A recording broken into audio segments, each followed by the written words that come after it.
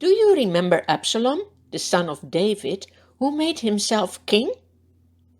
A lot of men start gathering to support Absalom's rebellion.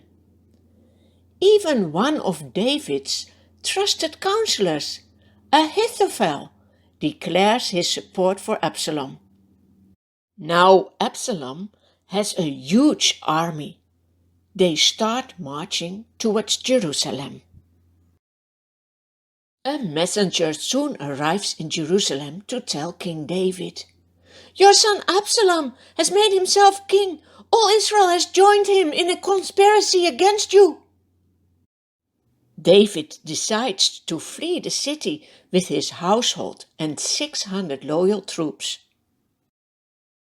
The people in Jerusalem are very sad when they see their king leaving. David has covered his head as a sign of mourning. He doesn't wear any shoes. He is crying as he walks away. All people are crying. When Absalom arrives in Jerusalem, he wonders what to do next. David's former advisor, Ahithophel, says, "Pursue him while he is weary and discouraged." However, David has left a loyal advisor called Hushai in Jerusalem to give Absalom poor advice. He tells Absalom not to pursue David immediately.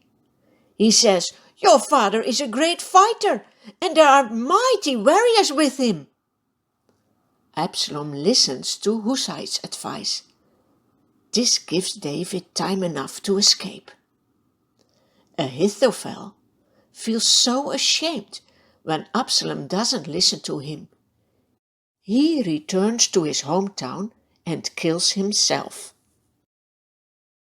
David crosses the river Jordan. During his trip, some people are not nice for him.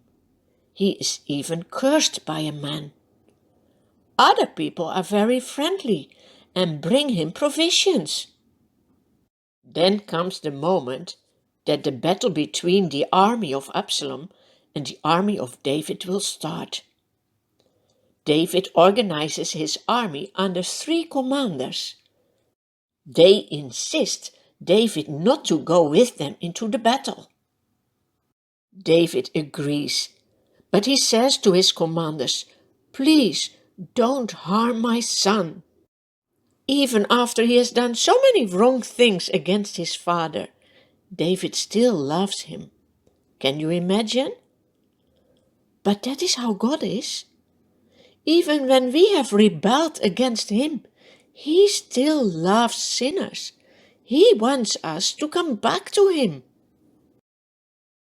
Both armies meet in a forest. A lot of people are killed.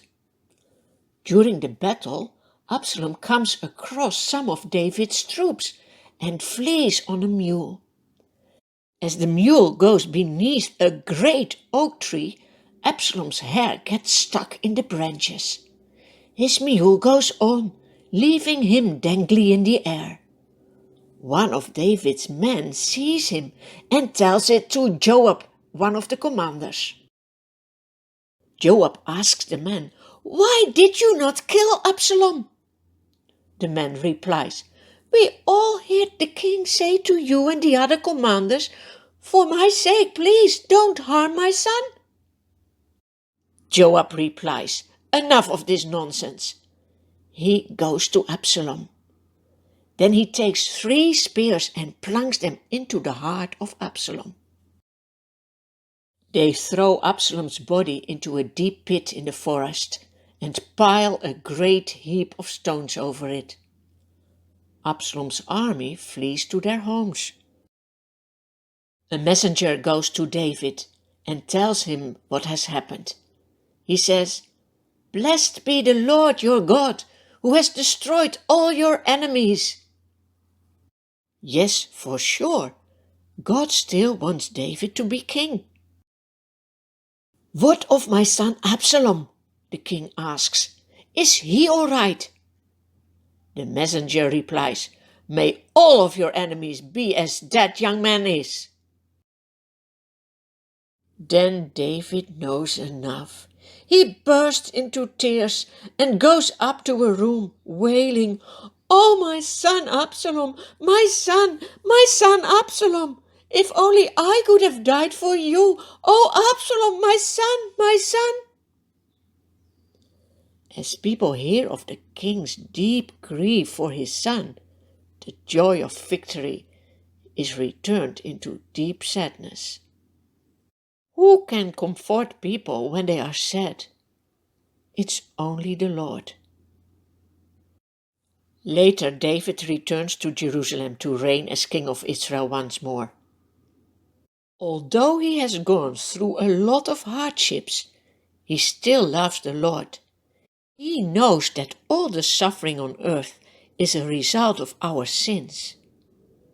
David has written a lot of songs for the Lord. They are written in the Bible, and we can sing them as well.